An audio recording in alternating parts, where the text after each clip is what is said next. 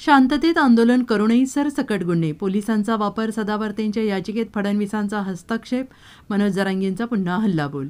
आम्ही 24 तारखेला शांततेत आंदोलन केले, तरीही सरसकट गुन्हे दाखल करण्यात आले. मराठा आंदोलकांविरोधात पोलिसांचा वापर केला जातोय. न्यायालयात उपमुख्यमंत्री देवेंद्र फडणवीस यांनी गुणरत्न सदावर्तेंना पुढे केलंय.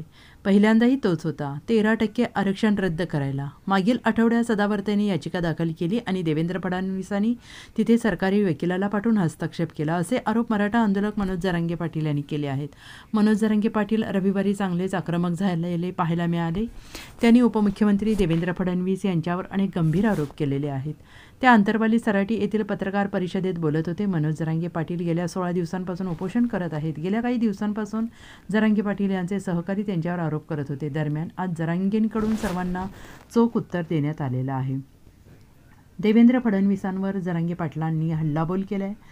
शिवाय मी त्यांच्या सागर बंगल्याच्या दिशेने निघालो असल्याचं जरांगे यांनी स्पष्ट केले. दरम्यान जालन्यात पत्रकार परिषदेवेळी जरांगे पाटील पाणी प्यायले असून ते आता मुंबईच्या दिशेने रवाना झालेले आहेत. मात्र गावकऱ्यांकडून त्यांना जेवण करण्यासाठी आग्रह केला जात आहे.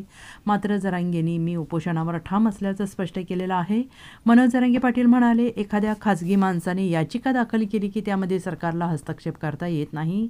सरकारला वेगळी याचिका दाखल करावी लागते. मात्र तरीही देवेंद्र फडणवीस यांनी हस्तक्षेप केला. त्यानंतर न्यायालयाने मला उपचार घेण्यास सांगितले. मी न्यायालयाचा मान ठेवत उपचार घेतले. मी मराठा समाजाचा मान ठेवला.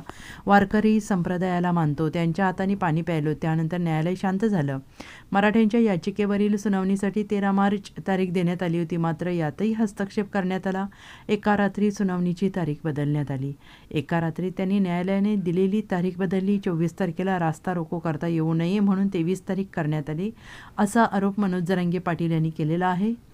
हे सगळं देवेंद्र फडणवीस घडून आणतोय की लोक फोडायची आणि याला बाजू सरकायचं नसता. मग याची बदनामी करा दोन्ही पैकी नसता. आता तुम्हाला हे 8वा मुद्दा सांगत असता नसता. जो जातीपासून लांब जात नाही, याला सलाईन देऊन त्याच्यात पॉइजन देऊन मारा.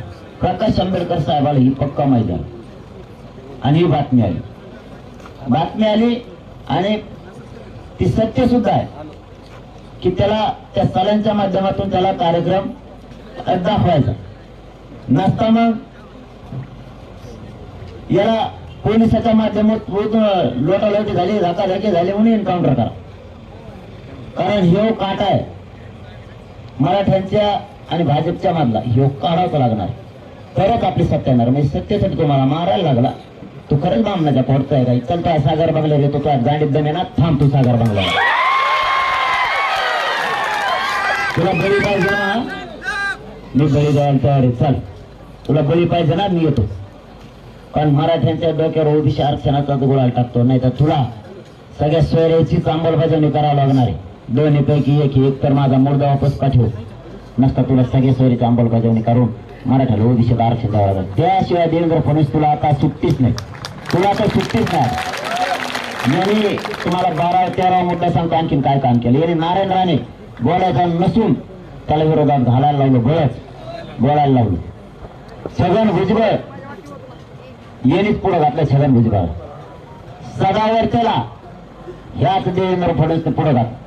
कारण श्रद्धे शब्द माणूस कोणाला वापरत असतो माहिती तुम्हाला? अति जीवाच्याला. तो सदावर्त्या त्या देवेंद्र फडणवीसला म्हणतात तू श्रद्धे देवेंद्रजी फडणवीस साहेब. बघा भाषणात तुम्ही इतक्या आपुलकीनं जीवाच्या माणसाला माणूस बोलतो. त्याला पुढे घातले. आता तेच याचिका करता झाला तेच. बरं त्याच्या याचिकेत कोण दाखल करतो अर्ज? तर सरकारचा ऍडव्होकेट जनरल, ज्याला गृहमंत्र्यांनी सांगितल्याशिवाय अर्जच करता येत नाही, तो अर्ज करतो. खाजगी याचिका करत्यात अर्ज सरकारला करता येत नसतो तरी केला आणि कोर्टाला निर्णय बदलायला लावला. मग मी कालपासून त्या कोर्टात सुद्धा सलाईन तोडून टाकल्या. अरे ज्या सरकार त्या न्यायालयाचा सन्मान ठेवला, सलाईन घातल्या, त्यांनी आमच्याकडून बी बोलायला पाहिजे, सरकारकडून बी बोलायला पाहिजे. कारण कायदा सुव्यवस्था बिघडली नाही पाहिजे ही जबाबदारी सरकारची. तुम्ही नीट समजून घ्या मी काय सांगतो. कायदा सुव्यवस्था बिघडली नाही पाहिजे, जाळपोळ नाही झाली पाहिजे आणि जनतेचे प्रश्न सुटले पाहिजे ही जबाबदारी सरकारची. तर ही जबाबदारी कोणी घेतली? कोर्टाने. कोर्ट कसं काय घेऊ शकतो? कोर्ट कधी येणार? उदाहरणार्थ तुमच्या गावावर सांगतो, तुमच्या गावात जर सरपंच नसला तर सरपंच होईपर्यंत ग्रामसेवकने काम करायचं असतं, म्हणजे प्रशासक बसला. तसं या राज्यात विधानसभा अस्तित्वात आहे, विधान परिषद अस्तित्वात आहे, राज्यपाल अस्तित्वात आहे, मुख्यमंत्री अस्तित्वात आहे, सरकार अस्तित्वात आहे, गृह मंत्रालय अस्तित्वात आहे, पालकमंत्री अस्तित्वात आहे. बोलत होते नाही तो उठून जाईल. इथं मराठीसाठी जे चाललाय टीव्हीवर दिसण्यासाठी बोलबोल ना करू. इथं सगळं अस्तित्वात आहे, तरीही न्यायालयाच्या खांद्यावर बंदूक. मग न्यायालयाने निर्देश द्यायचे. न्यायालय असं कसं काय करू शकतं? मग कायदा तर सगळ्यासाठी सारखा आहे. न्यायालय मराठ्यांना एक न्याय देणार आणि सरकारला एक देणार. सरकारला सांगायला का रोग आला त्यांना की तुमची जबाबदारी आहे, त्यांचा एक प्रश्न सोडवा. मग आधी सूचना कशाला काढली?